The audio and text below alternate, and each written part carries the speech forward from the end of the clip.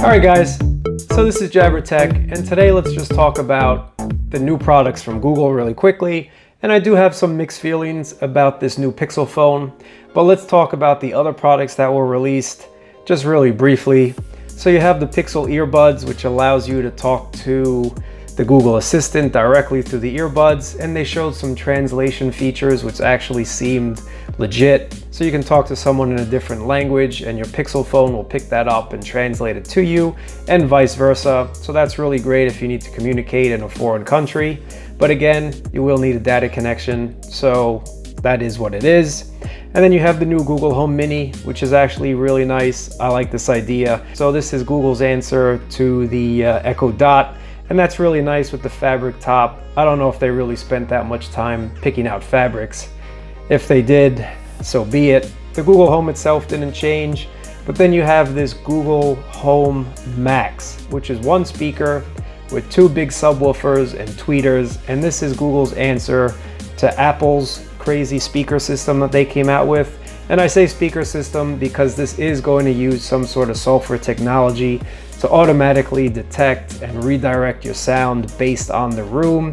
And I don't know how this is going to work at $400. I don't know if I'm going to buy one. I'm pretty happy with my sound system as it is. And like I mentioned, for one sole speaker at $400, I guess this is also an answer to Sonos, trying to get it a little better. And this speaker does have the Google Assistant built in. So mainly you see here, most of their products will have the Google Assistant going forward. And then you have the new Pixel Book and the Daydream, and then some Nest products. All right, so let's get into what I want to talk about, and that's this new Pixel phone. So I have a few issues with it. I do think it is a nice device, but there are some problems with it if you ask me. And let's start off with their color choices. I don't know guys, the Stormtrooper is pretty cool, or the Panda Edition, whatever you want to call it. But what's up with this little red accent on the corner? Why didn't they put maybe black accents to sort of complete the whole Stormtrooper? I'm really not feeling that. I think that was a bad design choice in my opinion. But let me know what you guys think in the comments. Do you like this color scheme? Overall, when I saw it during the announcement, it did look better, and it does look better than these renders give it credit for. But this little red button here is sort of out of place. Why didn't they make all the buttons the same color? I get it, differentiate the power button, but I just don't know about that either, guys. About the regular size Pixel right now. So this is starting at $649, guys. And this is a 5-inch 1080p display on this device. And it comes in three colors. You have a jet black, or you have clearly white, and then you have this kind of blue option here. And they look kind of cool. I think the blue option is pretty cool. Kind of cool, actually. But my main gripe with this thing is this is a flagship device at $649. It's really not that cheap, guys. But they're giving you a 1080p panel on the screen. The LG G6, when it came out, was $650, I believe. Please correct me if I'm wrong. And that had a 4K screen. That's what I'm a little pissed about. I understand the regular 5-inch Pixel is mainly targeted for iPhone users because it is roughly about the same size that they're used to, and iPhone users are pretty much used to 720 or 1080p screens. I get that. So I'm saying the Pixel 2 regular edition 5-inch model is for iPhone users, and you guys might be happy with that.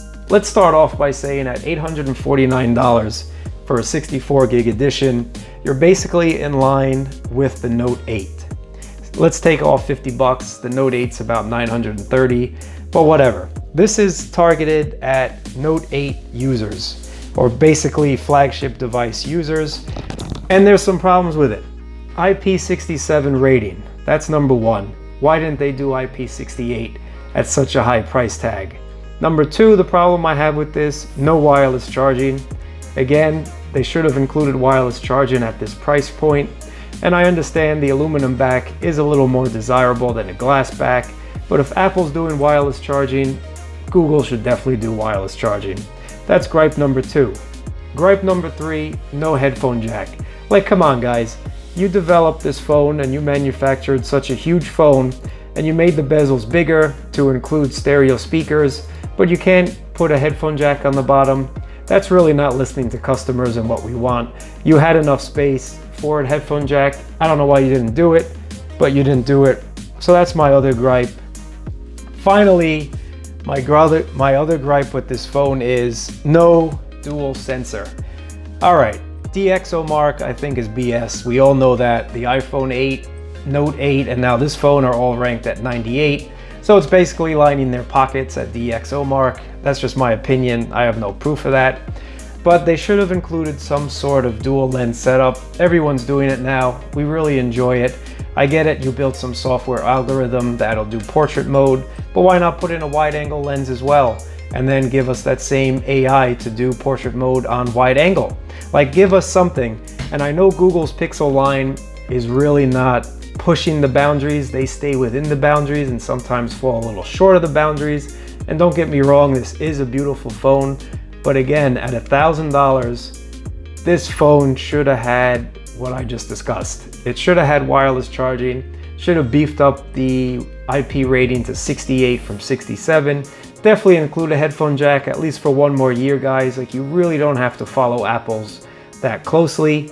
And then you really should have given us a dual lens setup.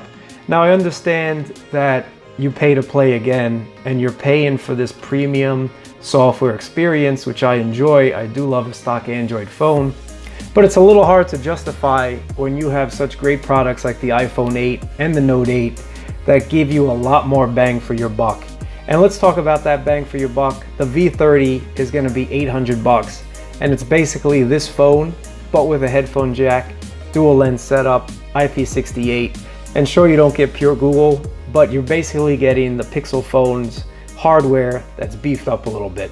But that's just been a little rant, guys. I'm sorry it went on for a little bit longer, but let me know, what do you guys think about the Pixel 2 and the Pixel 2 XL? Are you happy with them? Will you be buying them? What color options do you like? And also let me know if you disagree with me. I'd love to hash it out in the comments below, but I really think that Google should have lowered the price just a little bit, even by $100, just to be somewhat cheaper than their competitors, since they're really charging us more for their software and AI experience than giving us better hardware for the price. And personally, I would rather take better hardware than have this extra cost for software that should be given to us as end users anyway.